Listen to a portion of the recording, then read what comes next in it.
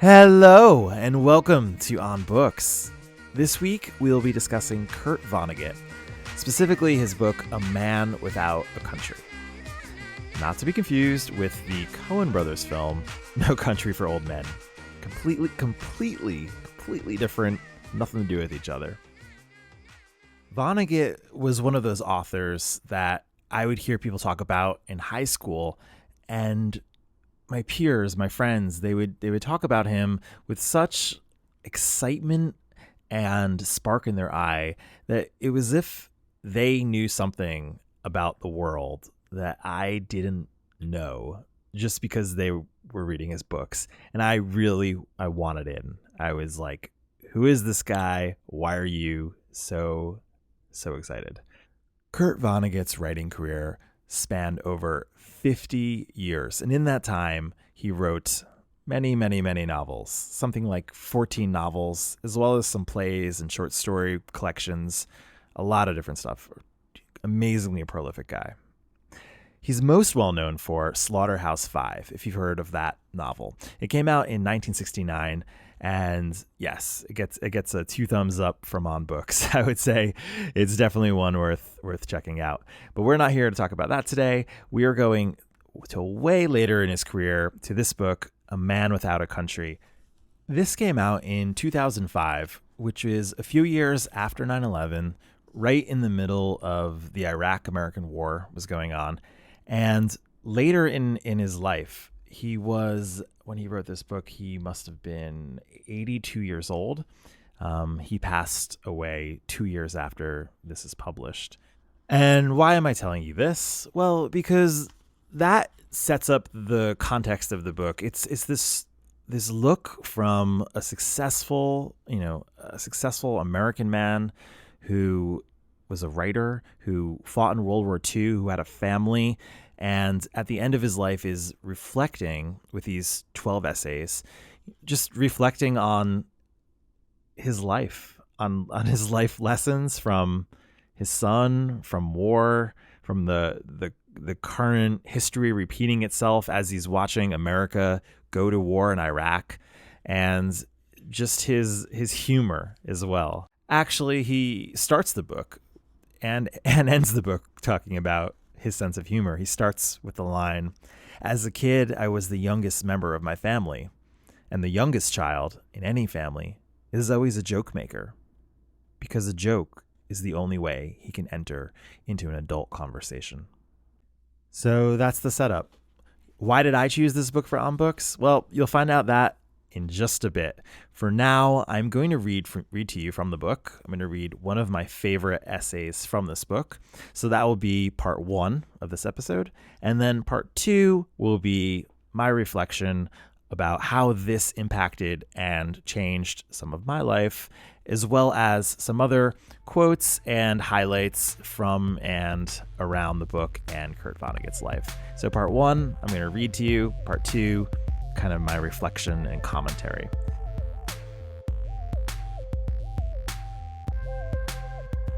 Part 1, I have been called a Luddite.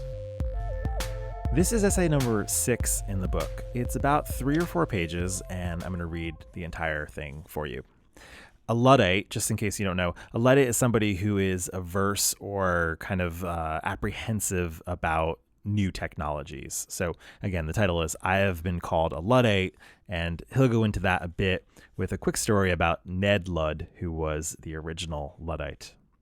This essay starts with a little silk-screened quote from Kurt Vonnegut. So every essay here has this quote that it starts with. So I'm going to start you out with the quote.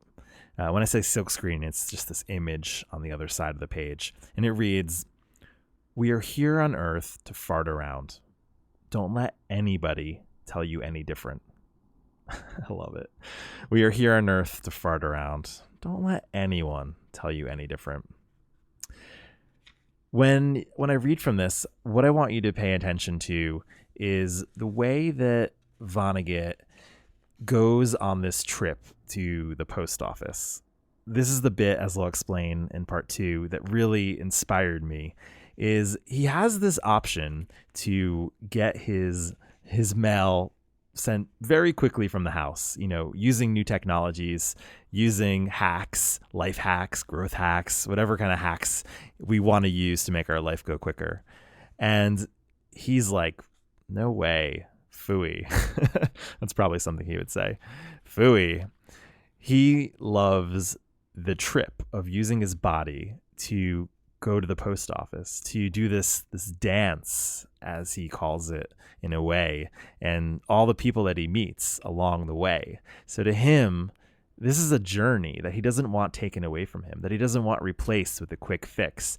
He just wants to feel. He's, all his senses to be alive. And it's not about the task of delivering this letter, as I'll read and as you'll hear more about. It's more about this awakening of senses that happens along the way. That's just my, kind of like feeling after reading this. And so I'm setting you up to pay attention to that. And I'm curious how this resonates with you and how this resonates with things in your own life. So get excited. All right, let's kick it off. I have been called a Luddite. Here we go. I have been called a Luddite. I welcome it. Do you know what a Luddite is? A person who hates newfangled contraptions. Ned Ludd was a textile worker in England at around the start of the 19th century who busted up a lot of new contraptions. Mechanical looms, for example, that were going to put him out of work, that were going to make it impossible for him with his particular skills to feed, to clothe, and to shelter his family. In 1813, the British government executed by hanging 17 men for machine breaking, as it was called. It was a capital crime. Today, we have contraptions like nuclear submarines armed with Poseidon missiles that have H-bombs in their warheads. And we have contraptions like computers that will cheat you out of becoming. Period. Bill Gates says, wait till you see what your computer can become. But it's you who should be doing the becoming, not the damn fool computer. What you can become is the miracle you were born to be through the work that you do. Progress. Progress has beat the heck out of me. It took away from me what a loom must have been to Ned Ludd 200 years ago. I mean, a typewriter? There is no longer such a thing anywhere. Huckleberry Finn, incidentally, was the first novel ever to be typewritten. In the old days, not long ago, I used to type. And after I had about 20 pages, I would mark them up with a pencil, making corrections. Then I would call Carol Atkins, who was a typist. Can you imagine?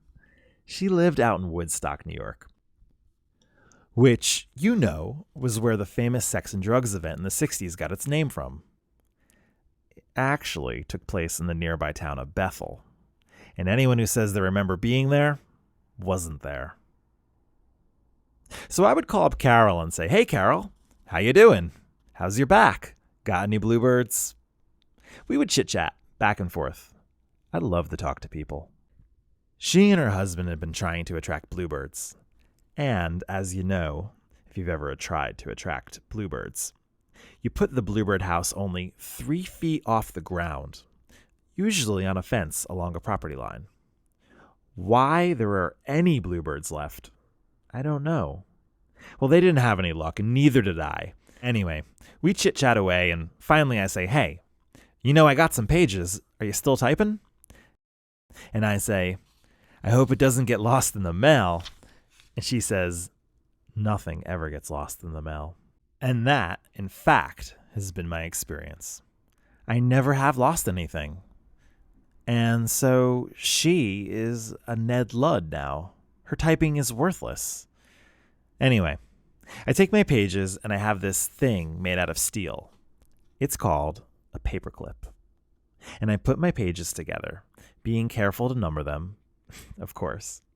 So I go downstairs to take off, and I pass my wife, the photojournalist Jill Krementz. So if you didn't catch it, that's his wife, Jill Krementz. who was bloody high tech then and is even higher tech now. She calls out, "Hey, where are you going?" Her favorite reading when she was a little girl was Nancy Drew Mysteries. You know, the girl detective. So she can't help but ask, "Where are you going?" And I say, "I'm going out to get an envelope." And she says, "Well, you're not a poor man. Why don't you buy 1,000 envelopes? They'll deliver them and you can put them in your closet." And I say, "Hush." So I go down the steps. And this is on 48th Street in New York City, between 2nd Avenue and 3rd. And I go out to this newsstand across the street where they sell magazines and lottery tickets and stationery. And I know their stock very well. And so I get an envelope. A manila envelope. It is as though whoever made that envelope knew what size paper I'm using. I get in line because there were people buying lottery tickets, candy, that sort of thing. And I chat with them. I say, "Do you know anyone who's ever won anything in the lottery? And what happened to your foot?" Finally, I get up to the head of the line. The people who own this store are Hindus. The woman behind the counter has a jewel between her eyes. Now, isn't that worth the trip? I ask her, "Hey, have there been any big lottery winners lately?" And then I pay for the envelope. I take my manuscript and I put it inside. The envelope has 2 little metal prongs for going through a hole in that flap.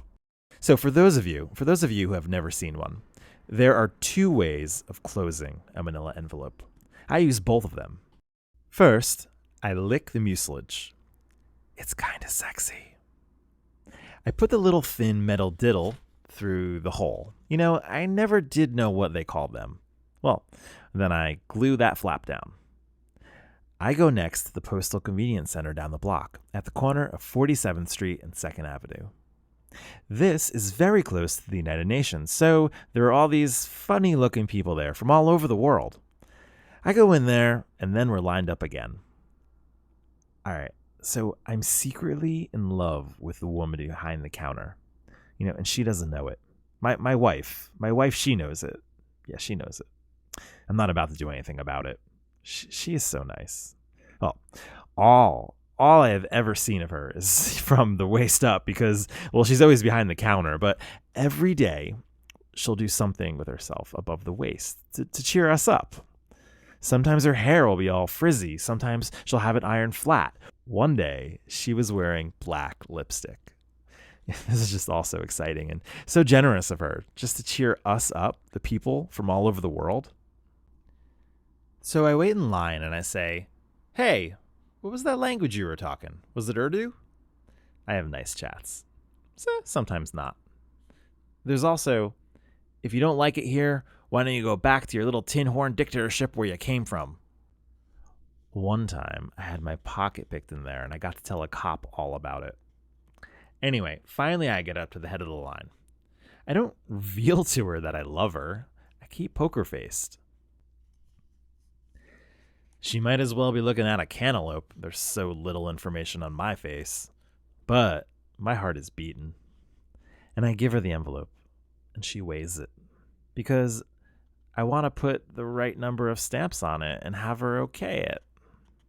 If she says that's the right number of stamps and cancels it, that's it. They can't send it back to me. I get the right stamps, and I address the envelope to Carol in Woodstock. And then I go outside, and there is the mailbox. And I feed the pages to the giant blue bullfrog. And it says, "Ribbit." And then I go home. And I had one hell of a good time. Electronic communities build nothing. You wind up with nothing. We are dancing animals. How beautiful it is to get up and go out and do something. We are here on Earth to fart around. Don't let anyone tell you any different.